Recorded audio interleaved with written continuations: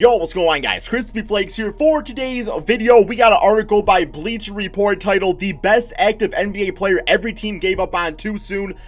So in the comment section below, guys, let me know who your favorite basketball team is, and as we go through this list, let me know how you think that player would be doing if they still played for your squad, or how your team would be completely changed. Like, for example, we see James Harden on the OKC Thunder. Chances are, they probably still have Russell Westbrook on the team. Well, they played together in Houston Rockets now and everything like that. Maybe they would have won some championships, with Kevin Durant there and everything like that. You guys let me know in the comment section below.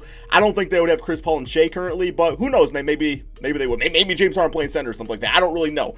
But yeah, before we get going on today's video, if you guys don't mind dropping a like on the video, it would be greatly appreciated. And if you are one of the 48% of people that are watching my videos that are not subscribed, if you don't mind hitting that subscribe button, guys, we're getting so close to 250,000 subscribers. Absolutely insane. Let's get going on this, my friends. So the first one we have is the Atlanta Hawks, Luka Doncic. They didn't really give up on Luka because they had him for literally that handshake was the amount of time they had Luka on the team. I think when it comes to Doncic, Hawk fans don't really care because out of it they got Trae Young and another first round draft pick. I believe it was it the pick that got DeAndre Hunter? I don't quite remember, but straight up, man, Luka is better than Trae Young, there's no doubt about it, but Trae Young still is superstar potential player, man. I mean, he literally was the starting point guard, for the Eastern Western Conference All-Star game and everything like that, right, man? So absolutely unbelievable, both players are. It's one of those rare cases where both sides do kind of come out and win there. Now, obviously, those guys aren't going to be attached at the hip for the rest of their career. They're always going to be compared to, but which I think is kind of unfair because it could have been a case, where Trae Young could have been a straight up bust and Luka would have been an MVP caliber player. Then you want to talk about that, but in this case, I just don't really think Hawk fans would care. If they replaced Trae with Luka, I mean, yeah, Luka and John Collins would have been absolutely amazing, and I think Luka definitely would have led them to the playoffs in the Eastern Conference. So, but I think Trae Young would definitely get there sooner rather than later himself. So I don't really think that's that big a deal. Next up, we got the Boston Celtics with Matisse Thybulle. Yeah, Thybulle would have been a very nice player to have coming off the bench for the Celtics. If you would have had him on the court with Marcus Smart, GG, your team is not scoring, guys. That perimeter defense would have been absolutely pristine out there.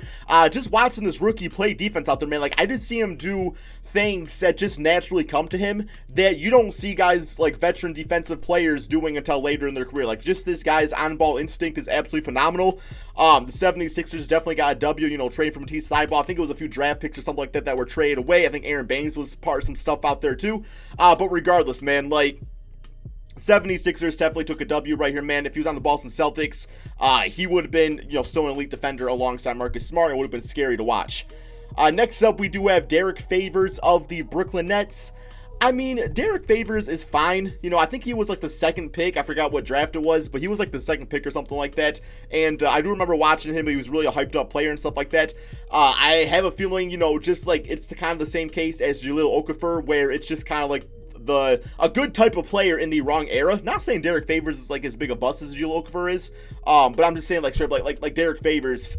It's fine that the Brooklyn Nets kind of moved on from him. Sure, if he was on the team right now, I don't really like him at the power forward position. I know for a while there they were running, what was it, Derek Favors alongside, God, was it Rudy Gobert or something like that on the Utah Jazz not too many seasons ago? I absolutely hated that, so you would have been looking at the same thing. Now, the Nets do need a power forward.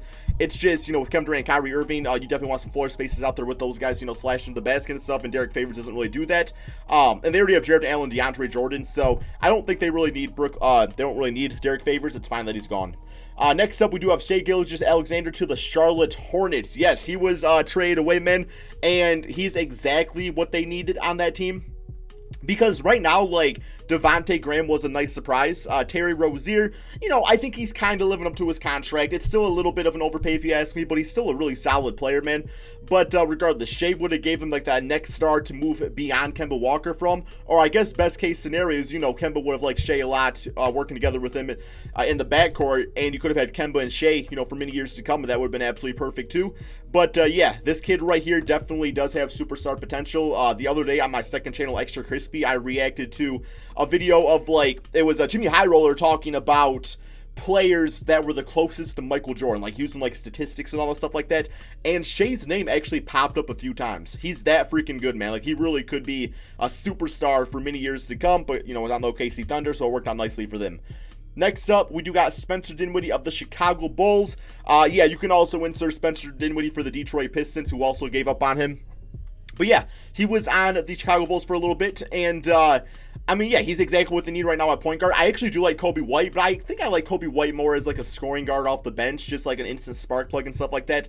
Thing I like about Dinwiddie is that he's just a very composed player. He's very high intelligence, IQ type of thing out there, man. So yeah, he would have been great for the Chicago Bulls running the current offense and everything like that. But no, he's not there anymore, and I do think the Bulls, they probably, when it comes to the NBA draft, I don't even know what position they need, because I look at all their positions, I see like potential like every single one of them. So do they go with the point guard and use Kobe White off the bench? Not really sure, man. Dinwiddie, though, only did raise about $2,000 in his Bitcoin little thing he had going on there. So I don't know what that really says about him, but I think the Nets fans are happy to have him on a pretty friendly contract. All right, next up we got the Cleveland Cavaliers with Danny Green. So he was drafted in 2009. Let's stay right here. Struggled to find his fit on a Cavaliers team. Was he actually drafted by the Cavaliers? I didn't think he was, but regardless, you know, early on, he would have been the perfect shooting guard to play with LeBron James. Obviously, you get to see him now on the Los Angeles Lakers, but no, Danny Green ended up on the San Antonio Spurs, and he was the perfect player in their system for many years. I just think, you know, Danny Green would have blossomed a little quicker with the Cavaliers and everything like that. That would have been great, just because, you know, man, perfect defensive player, catch and shoot player, just not the man of the basketball, but you can rely on him. Those are definitely the type of guys you want on superstar caliber player teams like LeBron James and the Cavaliers back in the day. Okay, next up we got the Dallas Mavericks with Tyson Chandler. Yes, I agree with this one 1,000,000,000%, because when they originally signed Tyson Chandler, he was a nice player and everything like that, but you know, they won a championship with him, and then he ended up going to a different team. I don't remember if it was via trade or free agency, but regardless, I just remember watching him play, and he was just the perfect defensive anchor for that Dallas Mavericks team, because, you know, quite frankly, the Mavericks were running with like Eric Dampier a lot, and I think Tsonga Diop was on that team for a bit. Tyson just fit perfectly alongside Dirk, because Dirk's defense, you know, was a little questionable at times, but offensively one of the greatest of all time. And Tyson Chandler at the center spot, I don't know if he's one of the greatest of all time, but he's definitely one of the greats, I guess, if that makes sense out there, right, man? But yeah, he just had this composure to him, ran a lot of like pick and roll stuff like that with Jason Kidd, JJ Barea. That was always fun to watch. But yeah, man, he was a nice fit defensively, and they got rid of him, and they just never really found his replacement, unfortunately. They should have definitely signed him to a longer deal. Alrighty, next up, we do got Donovan Mitchell and Rudy Gobert. So yeah, I actually confused this one the other day. It was about 4 years apart, as it says right down there, man, where they actually did draft Rudy Gobert 1 year, and they also got Donovan Mitchell another year, and they ended up just trading them away and stuff. Now, I will say, you know, I think the Donovan Mitchell one definitely hurts more, because, yeah, they don't have Rudy Gobert, but they have Jokic. Like, that was definitely the basketball gods saying, hey, here is a second rounder that's going to become a superstar top center in the NBA. That's completely fine, right? But no, you look at Mitchell, he would have been the perfect shooting guard for that team. Gary Harris has really regressed over the past 2 seasons. Mitchell with Jamal Murray would have been great, you know, playing off Jokic and stuff. And then, yeah, Rudy Gobert replaced him with Jokic, and it's definitely not as good of a team. I mean, yeah, defensively you get a lot better, but offensively, you know, Rudy's not going to give you anything ever more than Jokic will. So I think it kind of worked out. Mitchell kind of stinks, but I think they kind of made up for it, and they're kind of okay. And the Utah Jazz, hey, I mean, they lost Gordon Hayward, so they got 2 good young all-stars in replacement. Next up, we got the Detroit Pistons with Chris Middleton. Yup, Chris Middleton, damn, dude. This is actually the second time that the Pistons picked the wrong guy, because originally they were choosing between Ronnie Stuckey and Aaron Aflalo, and they went with Stuckey. Aaron Aflalo became the much better player, had like a 20-point per game season for the Magic. And then for the Pistons, it was Chris Middleton. And I forgot, see, I can't remember the guy's name anymore. There was another player they drafted that they ended up kind of like investing in, although he didn't do anything at all, and they traded Chris Middleton away. But Chris Middleton, absolute beast for the Milwaukee Bucks. And I love players like Middleton. Personality-wise, as a Piston fan, he reminds me a lot of Tayshaun Prince. Now, I do think Chris Middleton is a better player than Tayshaun Prince was. Not defensively, Tayshaun was great at that for the most part. I mean, LeBron James, you know, kind of roasted him a few times. But no, Chris Middleton just has like that silent, deadly assassin type of vibe to him out there, which I absolutely love in NBA players. He goes out there, he quietly puts up 20 points per game. You know, his shooting averages are fantastic, and he's low ego. He's the perfect type of like second option you want in your team. He's perfect for Giannis. I would have loved him on the Pistons. He would have gave us a much needed score at that 3 spot. But hey, You know, you don't invest in a player, they move on, and sometimes they become stars. It's one of those cases. Alrighty, next up, damn, somebody look up who they drafted alongside Middleton, because I forgot who it was, man. I gotta look up after this video. Next up, we got the Golden State Warriors with Kendrick Nunn. I gotta read about this one. So it says, Nunn should have been among the... Okay, so this past draft was the first in which the Golden State Warriors have added multiple players since 2012. They didn't add any in, okay, blah, blah, blah. So, yeah, what they're saying here is that Kendrick could have been one of the players the Warriors could have just picked up on. And yeah, he would have been fun to watch for the Golden State Warriors. I definitely don't think he would have led them to any additional success this past season. It would have been the case, you know, where it was with some of their players this year, like Eric Paschal, where it's like, hey, look at that guy, man, like he can ball. But Kendrick Nunn, yeah, still would have eventually ended up becoming a backup to Steph Curry. You know, Kai Bowman actually hasn't been that bad for the Warriors. He's been kind of fun to watch. So I do like Kendrick Nunn's situation on the Miami Heat. I'm happy he's there. I'm happy that he just kind of fits their system. And yeah, while I don't think he's like a future long-term starter for any team, I love him as a bench, spark plug for many years to come. Next up, we got the Houston Rockets with Marcus Morris Sr. He definitely would have fit into the small ball lineup, you know, with he's like 6'8", 6'9", can shoot the three ball out there. Defense definitely isn't bad. I mean, I don't know if I'd run him as center, but I could see a lineup, you know, with Marcus Morris, Robert Covington, and PJ Tucker kind of working with the small ball out there. That would have been a lot of fun to watch. And yeah, Marcus over the years has become a pretty good, consistent player depending on the team he comes on. Now, at the same time, he has had a kind of a chip on his shoulder, kind of like a bad boy thing going on, going back to the New York Knicks and stuff like that. But no, he would have been a good grit and grind player for the Rockets. Next up, we got Kawhi Leonard on the Indiana Pacers. Yeah, this one I know probably really does hurt Pacer fans out there knowing that they could have had Kawhi because they ended up trading him to the Spurs for George Hill. And in all fairness, man, George Hill at that time was looking like a really promising player. Like Greg Popovich was in love with George Hill. I mean, he did not want to give him up. So when you have somebody like Greg Popovich having that high of praise on a player, and then you have Kawhi Leonard, who, you know, was unproven at that point, you can't really blame the Pacers for making that type of jump out there. But at the same time, you know, you would have been looking at a lineup of Kawhi Leonard and Paul George, which of course we see now on the Clippers, but this would have been them in their absolute, well, they're in their prime right now too, man. But regardless, the guys could have got chemistry together a lot sooner. They were in a weaker Eastern Conference together. It would have been a lot of fun. I definitely think Kawhi would have got Paul George past LeBron James and the Miami Heat. So, yeah, it's an L, but, you know, I understand that L, though. That's the thing. Like, if there's, like, a bad trade, you're like, well, what are they doing? This one, I do kind of get it at the time. For the Clippers, we got Eric Bledsoe. So Eric Bledsoe was known as like mini LeBron James on his time at the Clippers. Unfortunately for him, he was a backup to Chris Paul. He never really had the opportunity to blossom. Now, I do remember watching him, and like when he did get playing time, I was like, yo, this guy is definitely the next big thing for this Clippers team. But fair enough, he got traded away. I don't forget what it was a trade to, but yeah, it was a 3-team trade that sent him to the Phoenix Suns, which we all know that kind of worked out, or did not work out, I should say. We know the text or the Twitter when he said, I don't want to be here anymore, which was very unprofessional, but now he is on the Milwaukee Bucks, and he's a pretty solid fit. He's not the best fit alongside Giannis. I wish they would have went with Brogdon over him, but I think the Clippers made the right choice. You know, Chris Paul was their guy, so it was completely fine. Okay, next up we got D'Lo on the Los Angeles Lakers.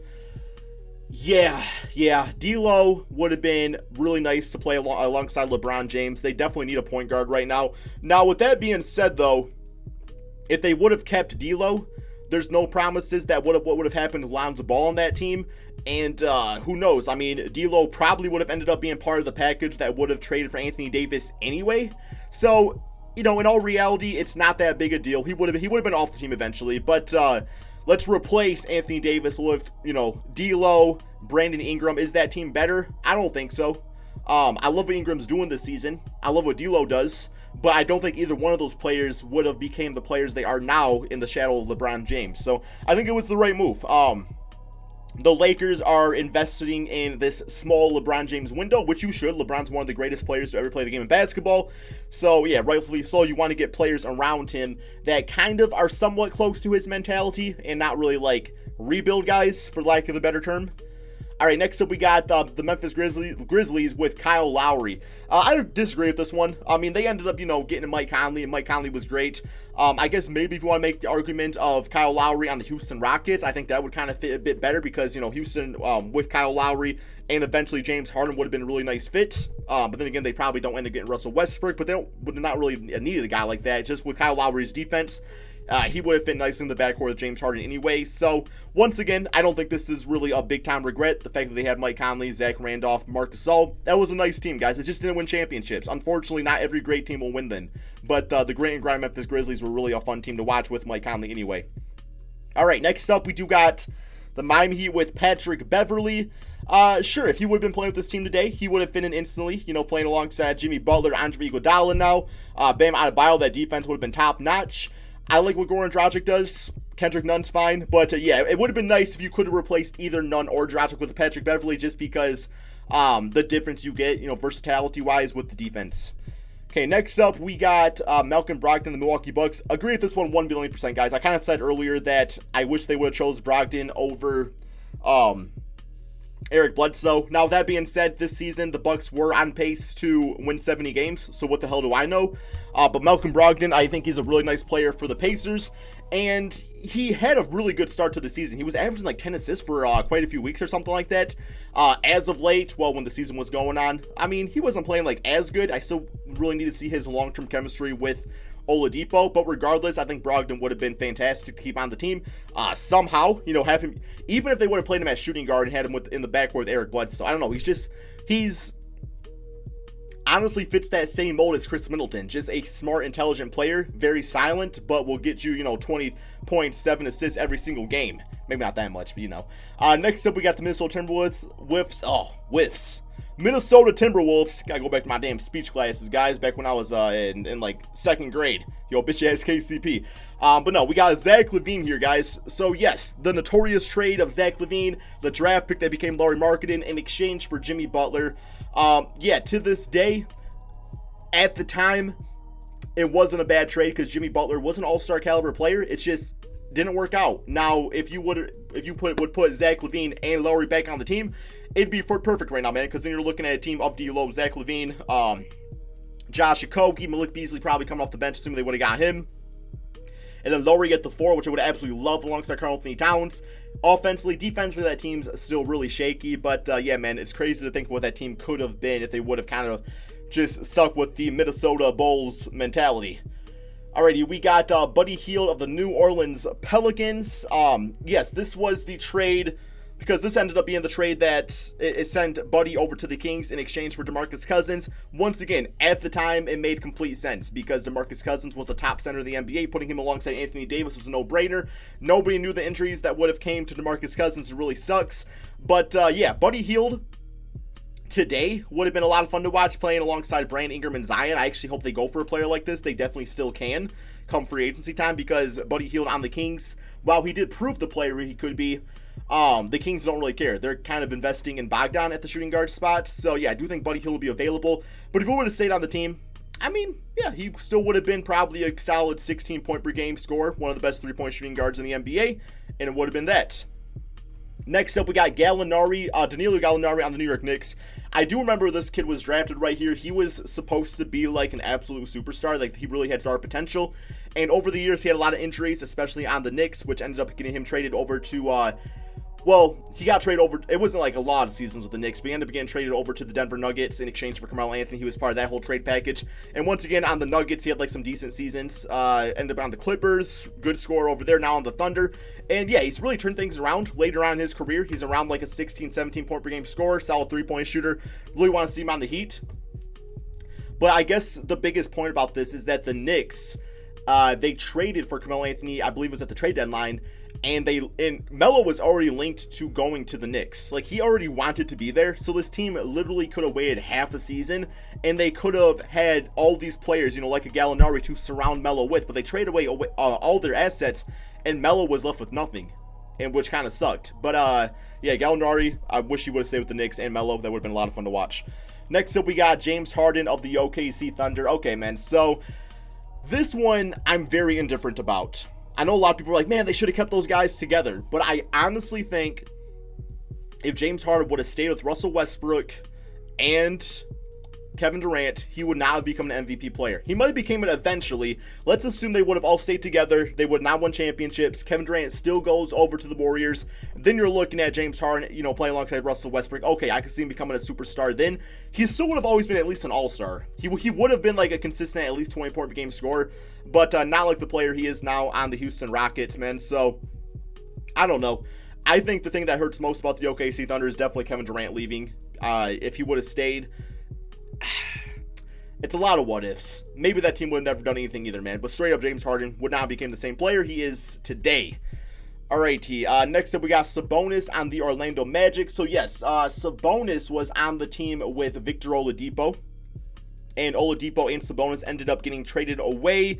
I think it was to the OKC Thunder, and then they were part of the trade that sent them over to the Pacers.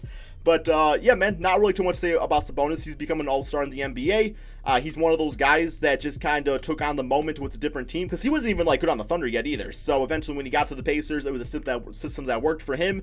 Vucevic was nice for the Magic, so there wasn't really even room for Sabonis to even blossom on the Orlando Magic anyway, especially with Aaron Gordon being on the team also. Another case where it's I don't think he would have become the same player under those circumstances. The Pacers were the perfect situation and the perfect chance for him. Next, we got J.J. Redick of the Philadelphia 76ers. So, yes, he was on the team last season with Jimmy Butler and the perfect player to play alongside Ben Simmons. J.J. Redick, obviously the three-point shooting specialist out there. Ben Simmons, more of the facilitator. Defensive player, ball handler. J.J. Redick is a winner. Any team he's gone to has made the playoffs. Now the Pelicans, that remains to be seen. I don't think they're making the playoffs though. But a good veteran player that kind of would have gave that team a bit more balance right now, which is kind of a big issue with them. So it's whatever. Okay, next up, Rajon Rondo of the Phoenix Suns. No, this man had an attitude problem, guys. Pretty much any team that he's went to that was not the Clippers or the Lakers, it's been bad chemistry. I don't think he would have. Well, I guess no. When was this? This was back. Yeah, let me actually. Okay. So, this was the 2006 draft night sacrifice. Rondo might be the worst of the bunch. Okay, so this was actually before he actually became a star player with the Boston Celtics. Okay, sure, why not, man? At the time they did have Steve Nash though, so I could see where they didn't really need Rondo, and Goran Dragic was fine for them for a few seasons. Don't think it's a big deal. He ended up becoming great playing with the Boston Celtics anyway. All right, next we got the Portland Trail Blazers with Will Barton. He's the type of player they kind of need right now, which is a 6'6", consistent wing player that can give you, 13 points per game consistently, have those nights where he goes off for 30 randomly. Would have been good on the Portland Trail Blazers. Isaiah Thomas of the Sacramento Kings. Not only Isaiah Thomas, but also Hassan Whiteside. Hassan Whiteside was a second-round draft pick. They got no PT with them. They would have kept both those players. They would have been at least a consistent eighth seed in the Western Conference. But, no, once again, Isaiah Thomas, I feel so bad for this man right here. It's just, what other players are 30-point per game scorers that just fall off completely and don't get a good contract? He never got that big-time contract. I feel so bad for him. I know it was because of injury and stuff like that, but this guy literally gave it his all out there. It really sucks. I don't know if he would have became that on the Sacramento Kings or not. His one season for the Celtics where he had the 30 points, it was a lot of fun. Good memories, I'm sure, if you're a Celtic fan. Next, we got Goran Dragic of the San Antonio Spurs. They weren't going to give up on, Tony Parker, though, anytime soon. Tony Parker really played there until, his last season where he ended up going to the Charlotte Hornets. It's another case where they would not have benched Tony for Goran. So, once again, it would have been talks of a player that never would have reached his potential because of the veteran that, rightfully so, should have been the starter in Tony Parker anyway. We got PJ Tucker of the Toronto Raptors. We all know what PJ Tucker is. He would have been he would have been a three-point specialist, corner three-point specialist that plays good defense. He would have been nice alongside Kawhi Leonard on that team, and that's it. Gordon Hayward of the Utah Jazz. Yeah, I kind of, I don't know why, man, but I've completely forgotten how the Gordon Hayward Utah Jazz saga ended. Was it just because Gordon Hayward wanted to go to a different team? Right? Yeah, he chose to leave Utah Jazz. See, okay, yeah, it says right there, this breaks the rules because they didn't really give up on him. Gordon Hayward chose to go to a different team. The money with the Celtics was great. He had a chance to compete. And yeah, the leg injury really sucked, but that wasn't even on the Utah Jazz. I don't know, maybe I guess they could have thrown him some more money. Not really sure, but the Boston Celtics kind of won out on that one. And finally, we got Bojan Bogdanovic of the Washington Wizards. Once again, you know, if he was, let's say he was on the Wizards right now, is that team that much better? Not really, because Davis Bertans was like a good sharpshooter at the power forward spot. I mean, sure, and then, you know, he's probably taking away minutes from Rui Hachimura. Yeah, he would have been a good scorer, but once again, the Washington Wizards were so bad defensively this season. Bogdanovic was not really going to help that. I mean, it gives you a nice veteran to put alongside Bradley Beal and John Wall when he eventually comes back. I just don't think it was that big of a difference maker. I'd rather them invest in Rui Hachimura and the younger players like that, guys. But that is the end of the video right here. I will say, after going through this article, a lot of these, to me, were just kind of like whatever. I think things happen for a reason. Yes, obviously some of these do suck, but for the most part, like, you know, the Bojans of the world. Bojan of the world, like I was saying. They're just like guys that would have been solid on the Wizards, the Jazz, the Pacers, no matter where they would have went up to. I just don't think on a team like the Wizards, he would have been like that big of a game changer. So I hope you guys did all enjoy this video. Thank you all so much for watching, and peace out, my friends.